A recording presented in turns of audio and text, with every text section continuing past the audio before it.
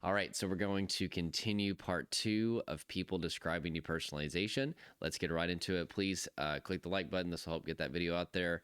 Also, make sure to watch the 5 Shifts to Heal from Trauma, Panic Attacks, Depersonalization, Realization. It is now available. It's a free masterclass that I have designed to show you the 5 shifts that you need to do to get to the root of your symptoms instead of just managing symptoms. There's a link in the description below. Check that out. There's also an invitation to work with me and my team at the end if you did need our help in our RISE program.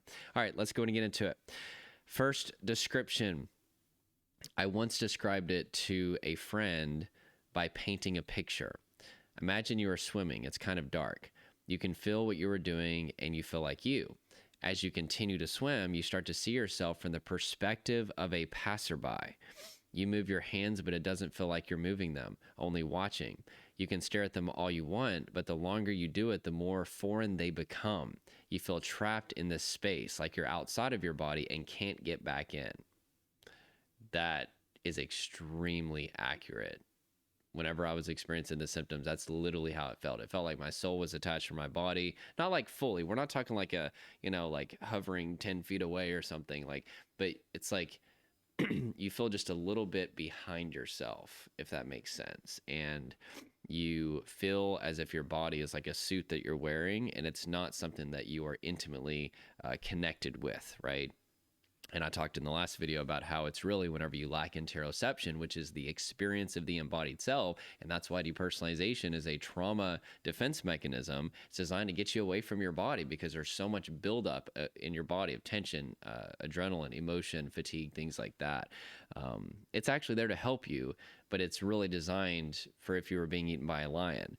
And what's happened with you, most likely, is there is no actual existential threat, but there's just been a large buildup of tension, energy, emotion, fatigue in your body because of a lot of painful things that you've experienced. And your brain is confused and thinks that there's a lion. And so it's triggering depersonalization and also maybe derealization, or just one or the other, which are designed to mitigate the pain of being eaten by a lion. Derealization makes you feel detached from your environment. Depersonalization makes you feel detached from your body.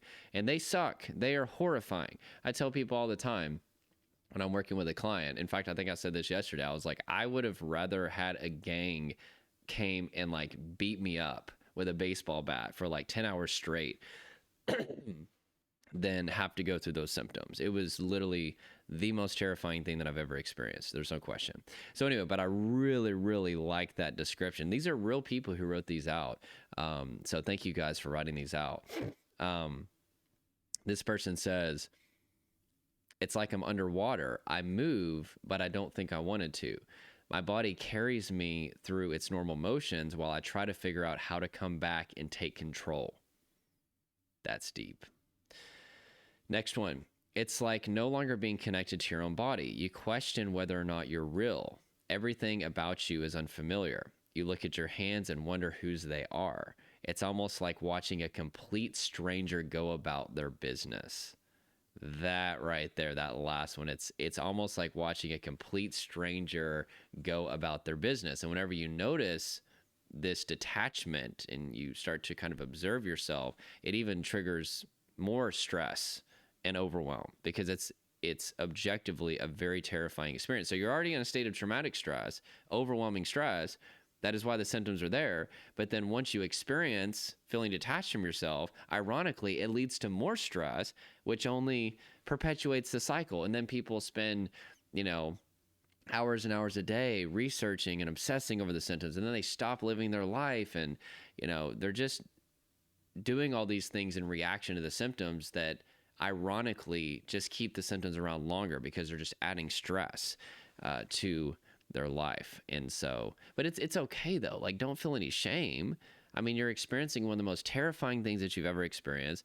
Nobody understands it, and it's extremely difficult to describe. And it can even look on the surface like you're fine, and you don't know how to get rid of it. Of course you're going to be freaking out. Of course you're going to be researching. Of course you're going to be obsessing. But we do have to move away from those things once you get the proper education, because that's just going to make things worse, right? All right, next one.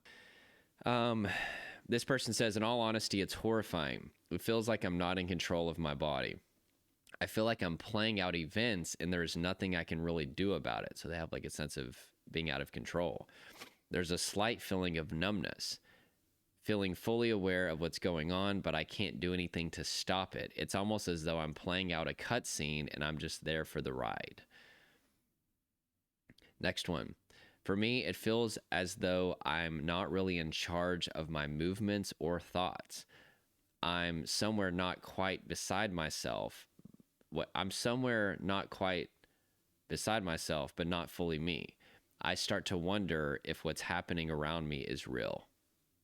So that would be kind of more derealization and depersonalization. But anyway, did you resonate with any of those? Did you hear some of those and you're like, that's exactly what I'm experiencing? Let me know in the comments below. Also, write out your descriptions of what's going on and I will include them in videos. So part 3 coming up real soon. Hope you guys have an awesome day. Take care.